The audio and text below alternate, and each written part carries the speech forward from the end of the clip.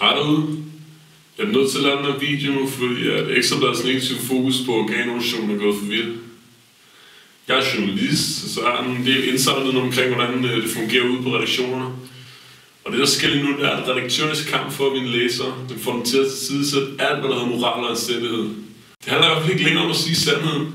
Det handler kun om at tale til folks indre svinehund, fordi det er folk, de gerne vil have, og det er det, der giver oplag. For 3 år siden cirka, der var min egen far lige ved at dø. Men han modtog en nyre, så jeg har selv oplevet, hvor fantastisk organdonation kan være. Men alle de positive ting omkring organdonation, de bliver fuldstændig elimineret af Ekstrabladet. De er glade med de folk, der står på venteliste til et organ. For eksempel, så smider de sådan en artikel om Frank på forsiden. Og det her er det samme dag, som DR sender dokumentaren om Karina. Historien med Frank, skal I huske, den er 18 år gammel. Og de refererer selv til hændelsen som for nogle år siden.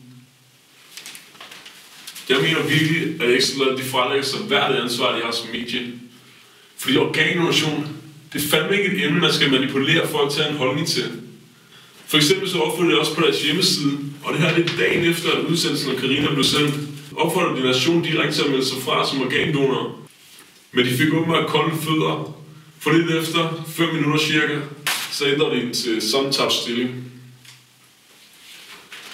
Det her det handler om en enkelt lægefejl, men den er blevet blæst op, og der dør i forvejen en på venteliste hver uge. Men det tallet stiger nu, fordi de registrerer, at de allerede begynder at melde sig fra. Jeg håber, at det stiller mere kritisk på medierne fremover.